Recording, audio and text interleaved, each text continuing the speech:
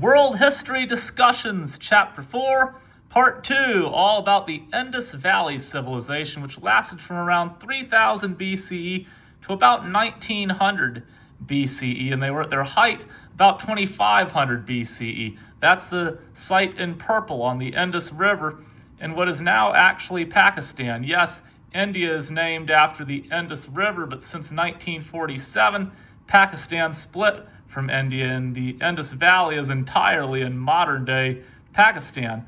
It's also, interestingly enough, the biggest in terms of land area of the three great river valley civilizations, and I will show you on here. That's just following the river itself. It's about 812 miles through Pakistan on the Indus River. And of course, it's stretched up into modern Iran and Afghanistan, and mostly into northern India, such as the Punjab region. Here's some pictures of the Indus River. Sure is beautiful, isn't it? I'd love to go hiking out there. I know Pakistan isn't entirely stable, but that would be a super cool place to visit just for geography. But those are some Indus River scenes. And yes, we talked about it in Chapter 2, but here it is, the trade routes between the Indus Valley and Mesopotamia, showing that that's about 1,700 miles. I just wanted to show you that on the current world map because it was pretty cool. So yeah, gonna keep this picture up. Two reasons we don't know that much though about Indus Valley. For one, silt deposits have raised the land and the water table has risen accordingly, so that most of the society is buried below the water table. And finally, we have writing from this society, but it's currently undeciphered. However, there's a picture of one of the cities, and that grid-like formation was amazing. In many ways, the Indus Valley civilization was super advanced with some of the most amazing plumbing in the entire ancient world. Like the Nile, though, the Indus comes from high mountains like the Hindu Kush and the Himalayas, which are some of the highest mountains in the world, and its annual floods produce lots of rich silt. Also, like the Nile, these floods have largely been stopped recently due to a large series of dams on the river.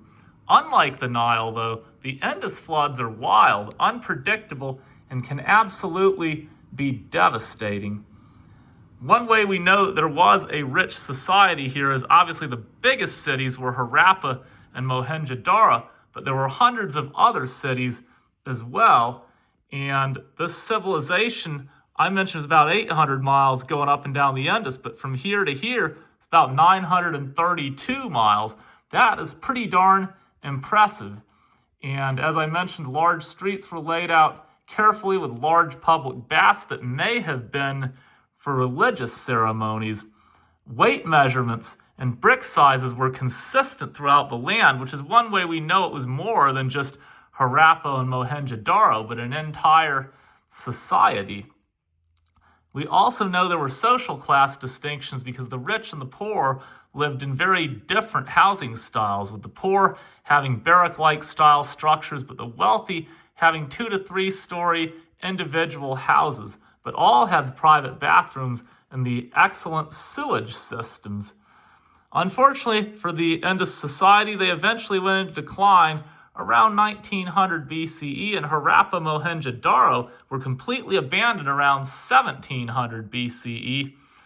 And then by 1500 BCE, all of the Indus Valley had been completely abandoned. And I'm going to go to my map over here because I love map fun. One thing that did not end the Indus Valley society was the Indo-Aryan migrations. Those came later, after the Indus Valley had already gone into decline. So it's a real mystery. So I always say it's interesting. Think about 2500 BCE, pyramids in Egypt. That was when the Pyramid of Khufu was built. Ziggurats in Mesopotamia. Excellent plumbing in the Indus Valley.